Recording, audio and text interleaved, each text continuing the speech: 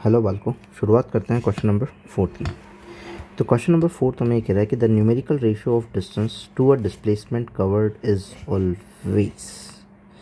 तो एक्चुअली में अपन रेशियो या चीज़ जो भी अपन बोलते हैं वो अपन लिख लेते हैं कि अगर मान लो पार्टिकल किसी न किसी स्ट्रेट लाइन पे गया है या फिर पार्टिकल ए से किसी न किसी बी पोजीशन पे गया है, तो अपन कह देते हैं कि यार इस वाली सिचुएशन के लिए डिस्टेंस जो है वो इक्वल टू है किसके, डिस्प्लेसमेंट के। क्योंकि डिस्प्लेसमेंट जो होगा वो एक्चुअली फाइनल माइनस इनिशियल या फिर शॉर्टेस्ट पाथ कह सकते हैं।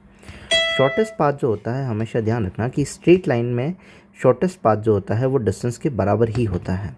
तो स्ट्रेट लाइन,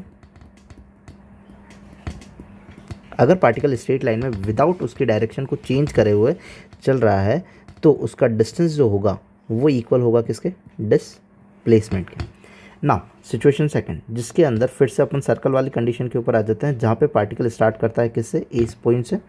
अगर मान लो सर्कल स्टार्ट कर रहा है किसी ना किसी ए पॉइंट से और पार्टिकल स्टार्ट घूम करके फिर से क्या आ गया, उसी के ओरिजिन पॉइंट पे आ गया है, तब अपन कहते हैं कि इसका डिस्प्लेसमेंट जो होगा जीरो होगा। क्योंकि डिस्प्लेसमेंट जो होता है वो एक्चुअली में होता है शॉर्टेस्ट पाथ।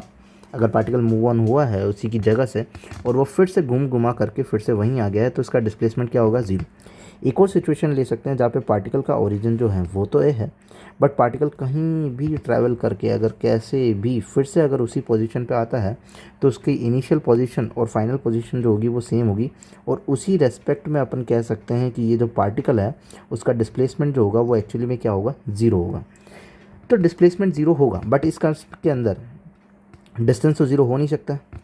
तो जब डिस्टेंस ज़ीरो हो नहीं सकता है तो डिस्टेंस के लिए अपन लिख लेंगे कि भैया डिस्टेंस जो है वो एक्चुअली में सर्कल वाले, यहाँ पे तो कैलकुलेट करना पॉसिबल नहीं हो पा रहा है, बट अगर सर्कल के लिए कैलकुलेट करते हो तो उसके लिए डिस्टेंस हो जाएगा 2πr, something radius put out करनी है अपन को, पाई की वैल्यू रखनी है, 2 है ही है अपने पास कांस्टेंट। और अगर अपन डिस्प्लेसमेंट देखेंगे तो डिस्प्लेसमेंट जो हो जाएगा वो एक्चुअली में क्या हो जाएगा, पार्टिकल का ज़ीरो, क्योंकि जहाँ से स्टार्ट किया था वहीं आ चुका है। तो कुछ ना कुछ वैल्यू है डिस्प्लेसमेंट की, डिस्टेंस की, और यहाँ पे डिस्प्लेसमेंट की वैल्यू जो है वो ज़ीरो है। तो इस सिचुएशन के लिए लिख सकते हैं कि डिस्टेंस जो होगी वो ग्रेटर देन हो सकती है किससे, डिस्प्लेसमेंट से। तो एक्चुअली बहुत सारे जनों को ये वाला साइन जो होता है वो समझ में नहीं आता है। ये वाला ग्रेटर वाला साइन जो होता है, जहाँ पे माउथ जो होता है इसका ओपन होगा वो ग्रेटर को शो करेगा, एंड नीचे जो एक सिंगल बार होगी वो सिंगल बार जो होती है वो अपन को इक्वल्स टू का साइन शो करती है।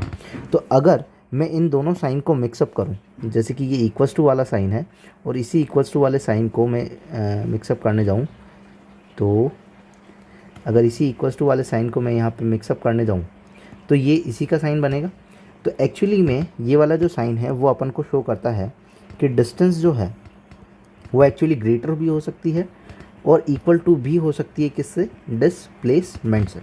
अब उसने तो पूछा है रेशो, अब रेशो पूछा है तो एक्चुअली में ये वाली क्वांटिटी जो है वो अपन नीचे लेकर के आ जाएंगे। तो इस वाली क्वांटिटी को जब मैं नीचे लेकर के आता हूँ तो अपन मैं इसको अपॉन में रख देता हूँ। जैसे ही मैं इसको अपॉन में रखता हूँ तो बहुत सारे स्टूडेंट्स का कहना ये होता है कि वो एक्चुअली में सर यहाँ पे ज़ीरो हो जाएगा। फिर तो अगर एक्चुअली में अगर यहाँ पे मान लो ज़ीरो आ गया तो इसको अगर मैं मल्टीप्लाई करूँगा तो zero into something is what, zero. तो होने से तो रहा, एक्चुअली ज़ीरो होता नहीं है, होता कितना है, 1, क्योंकि डिस्प्लेसमेंट इंटू 1 करोगे तो ही डिस्प्लेसमेंट आएगा।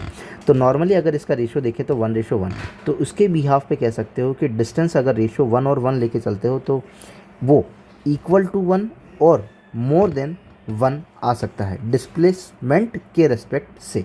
तो इक्वल टू और ग्रेटर देन 1 हो सकता है डिस्प्लेसमेंट के रेस्पेक्ट से। Okay, so option is 4th। Thank you.